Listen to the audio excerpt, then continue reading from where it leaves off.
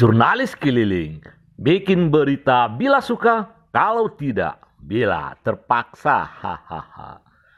Sahabat jurnalis keliling, garis takdir setiap orang tidaklah sama. Anak tukang becak belum pasti jadi tukang becak.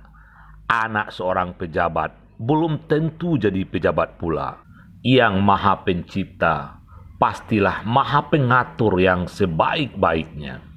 Banyak inspirasi dan hikmah ilmu pengetahuan yang bisa diambil dari perjalanan hidup seseorang. Seperti yang diceritakan oleh Danlam Tamal II Padang, Laksamana Pertama Hargianto, saat diminta memberikan sambutan pada Bintek pengurus Elkam Kecamatan Kuranji, Rabu 3 Maret 2021. Laksamana Pertama Hargianto dengan cair menyampaikan tugas dan fungsi Pangkalan Utama Padang, juga menceritakan kisah hidupnya yang pernah menjadi kernet atau stokar oplet sebelum mendaftar jadi perwira Angkatan Laut. Sahabat jurnalis keliling, kita simak saja sambutan Bapak Danlam Tamal ini yang bicara santai bak air mengalir saja. Allah jugalah yang menentukan, yang mentakdirkan pada hari ini. Sesungguhnya tidak ada dalam agenda saya untuk bertemu hadir di ruangan yang sangat terhormat ini. Namun karena kita sebagai manusia biasa, apa yang kita rencanakan kadang-kadang Allah jugalah yang merencanakan. Namun saya punya keyakinan bahwa rencana Tuhan pasti lebih baik. Hari ini merupakan suatu kehormatan bagi Ambo pribadi, bahwasanya kehadiran Ambo di sini benar-benar tidak pernah terbayangkan Pak Bosi untuk bisa ketemu dengan Nini Mama yang ada di Kecamatan Kuranji. Sebagai pejabat baru Ambo, jadi Dalan Tamal 2 Padang. Jadi Dalan Tamal itu Bapak Ibu adalah Komandan Pangkalan Utama TNI Angkatan Laut. Dulu mungkin pernah dikenal ada yang namanya Lanal. Nah, kalau Lanal itu Pangkalan Angkatan Laut, pangkatnya Letnan Kolonel. Sekarang berubah statusnya menjadi Pangkalan Utama. Jadi bedanya ada utamanya. Pangkalan Utama TNI Angkatan Laut. Alhamdulillah pangkatnya adalah jenderal. Ambo adalah sebagai komandan Pangkalan Utama yang ke-14. Diresmikan itu tahun 2006, yang mana yang memberikan aset tanah Angkatan Laut beliau ada di sini. Tidak lain tidak bukan adalah karena kearifan dan kepiawaian beliau wali kota Padang saat itu.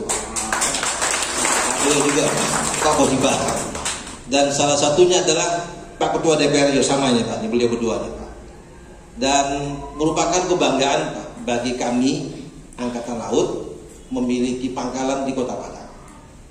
Sebagaimana mungkin Nenek Mama semua paham dan ketahui, di pantai barat Sumatera ini Pak, tidak ada provinsi wilayah yang seindah Sumatera Barat.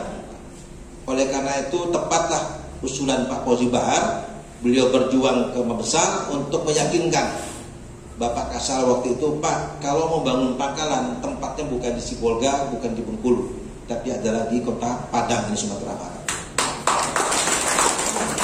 Nah, Ambo sedikit memperkenalkan diri. Ambo lahirnya di Jambi tahun 63. Udah kayak Ambo dulu mantan Tamtama Angkatan Darat CPM dulu Pak. Tahun 56 beliau mengundurkan diri karena waktu zaman Begolak, zaman PRRI, merantaulah ke Jambi. Dan alhamdulillah semasa hidup Turangga Ambo, beliau menghabiskan waktunya sebagai supir oplet Pak. Jadi kalau bapak-bapak pernah ke Jambi, kalau sampai Basobok ada supir-supir oto, tanya aja lah Pak Agam. Jadi orang Ambo itu Bahar Sultan Baheram Pak. Tapi lebih terkenal di Jambi namanya Pak Agam, karena PO mobilnya itu adalah PO Agam gitu.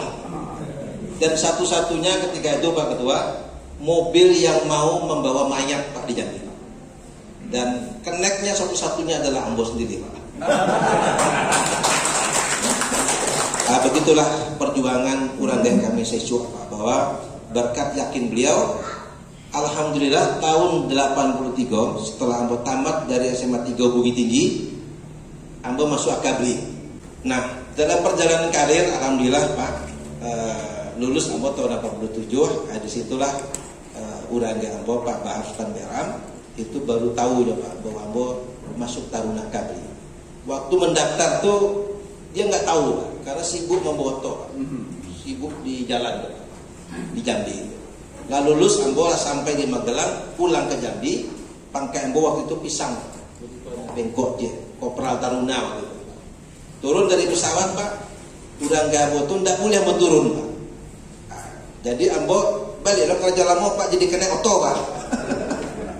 Nyoba pai raun urang Ambo tuh, pai raun sajambi itu Pak. Di Matampe Ambo dulu minum kopi, sarapan pagi, makan siang, sampai di Tampe awak mau ngopi-ngopi bagai di bawah Pak, di bawah Lendong Pak di urang Ambo. Alhamdulillah Pak, itulah kebahagiaan bagi Ambo untuk memberikan yang terbaik kepada Anda. Alhamdulillah Pak Poli Bahar, tahun 2019 yang lalu Ambo diangkat menjadi jenderal Pak. Kalau dia Angkatan Laut bintang 1 namanya Laksamana pertama. Kalau bintang 2 Laksamana muda, 3 Laksamana Madya, 4 adalah Laksamana. Tugasnya TNI itu adalah di samping melaksanakan tugas pokoknya menegakkan kedaulatan di laut untuk Angkatan Laut, di mana kami berada, kami pun juga boleh Pak, berdasarkan Undang-Undang TNI nomor 34 itu membantu tugas pemerintah di daerah. Karena bidang Ambo adalah Angkatan Laut, pembinaan potensi Ambo adalah di bidang kelautan, makanya mau sampaikan kepada Ketua DPR, kemudian juga secara langsung Ambo sebutkan kepada Pak Maedi, Gubernur terpilih waktu itu, Ambo menghadap ke beliau sampaikan, Pak Gubernur, Ambo ingin mengabdikan Angkatan Laut ini tidak hanya menjaga kedaulatan di laut, tetapi di sela-sela waktu kami Pak, saya ingin juga memberikan kontribusi kepada pemerintah Sumatera Barat, khususnya masyarakat Minang yang ada di Sumatera Barat ini. Apa yang kami berikan Pak? Yaitu insya Allah atas izin nanti Pak Ketua, Ketok Palu Pak, jangan ditahan-tahan Ketok Palu itu Pak. Kalau masuk, beko judulnya Lantaman, langsung ketok Pak. Dosa Pak tanggalnya Pak. Nah sepakat Pak? Ijab kabul Pak. Pokoknya kalau ada judulnya Lantaman, nggak usah pakai tanya Pak, ya langsung yes. Jadi yang kami bangun sama-sama dengan beliau adalah membangun pusat pelatihan olahraga air Pak di Sumatera Barat. Hari ini Pak, Sumatera Barat belum punya kemanakan awak, anak cucu awak ini ingin menjadi atlet-atlet, baik itu penyelam, baik itu main jet ski, baik itu olahraga dayung, windsurfing, ya, layar. Sedangkan pantai Sumatera Barat ini Pak Ketua luar biasa Pak. Teluk Mandeng itu tidak ada yang mengalahkan Pak. Ambonnya kata laut Pak. Semua wilayah Indonesia itu sudah menjelajahi Pak. Yang katanya Bonakeng Manado itu paling hebat, itu tidak seberapa jadi Mandeng. Di tempat kita itu laut itu sangat jernih dan bersih Pak. Karang-karangnya itu masih asli Pak Polila.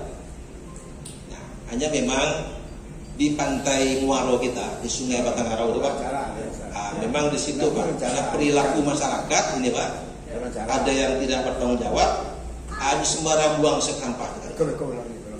Nah, kemudian ada lagi memang perilaku nih Pak, dari katakanlah mungkin yang punya kapal yang sandar hari ini di Panjang Batangarau itu yang nggak tertib. Nah, insya Allah nih atas seizin Pak Ketua juga, kami nanti akan membentuk satgas Pak. Jadi satgas penanggulangan sampah di Sungai Batangarau dan pantai. Nah, nanti kami akan menertibkan itu Pak bersama-sama tentunya dengan masyarakat sepanjang Sungai Batangarau itu Pak. Nah, kaitan dengan masalah pembangunan tempat olahraga air tadi Pak, maka kami sudah juga mendapat izin dari Pak Mahdi ketika beliau belum menjadi gubernur Pak, masih jadi wali kota Padang. Maka nanti Angkatan Laut Pak ini akan menjadikan Sungai Pisang, desa Sungai Pisang itu menjadi desa binaan Angkatan Laut. Kami kasih namanya adalah Kampung Bahari Nusantara, di mana Angkatan Laut seluruh Indonesia ini Pak, setiap lantaman hukumnya wajib oleh Kasal kamu harus punya satu desa binaan. Nah, tahun ini kami sudah memilih di pantai namanya Sungai Pisang Pak Pelita. Itulah nanti desa binaan kami menjadi kampung Bahari Nusantara. Dan insya Allah nanti di sanalah kami akan membangun proyek bagaimana kita meningkatkan ekonomi masyarakat. Salah satunya Pak, kami akan melatih masyarakat pantai, generasi muda di sana, bapak-bapak di sana, mungkin juga ada anak-anak kita kaum wanita untuk menjadi tenaga pelatih penyelam Pak. Dia kita latih selam sehingga akan mendapat sertifikat. Dengan dia mendapatkan sertifikat, maka dia punya kesempatan untuk menjadi guide tour pada saat ada turis, ada orang yang mau jalan-jalan ke Teluk Mandeh untuk menyelam ke tanah air. Karena peluang ini jangan sampai diambil oleh orang-orang dari luar Sumbar. Satu saat nanti Teluk Mandeh akan menjadi pusat wisata yang paling nomor satu, bukan cuma di Sumatera Barat Pak, tapi mungkin di Indonesia. Dan saya berani menjamin Pak, Teluk Mandeh itu sangat indah sekali. Satu saat nanti kalau umur panjang Pak Boji, kita akan jalan-jalan di sana Pak dengan kapal. Ya. Ya. Ya Pak. Nanti kita acarakan itu Pak. Lomba mancing ya, apalah kami domino teh kapal. Iya dikinjak dulu tuh dia sama Pak Kon naik kapal perang. Buat kinjak dulu. Itu Pak. Jadi sekali lagi Pak, dengan keberadaan dan posisi kami sebagai Lantamal, kami berharap ada manfaat bagi masyarakat Sumbar. Di samping kami melaksanakan tugas pokok kami. Dan oleh karena itu mohon kami dibimbing, diarahkan, karena kami di Sumatera Barat ini baru 2 bulan Pak Ketua, tapi keinginan Ambo mudah-mudahan sepanjang Ambo masih ada di sini, Lantamal ini akan terus bermanfaat bagi masyarakat Sumbar. Demikian kabar jurnalis keliling. Bikin berita bila suka, kalau tidak bila terpaksa. Haha.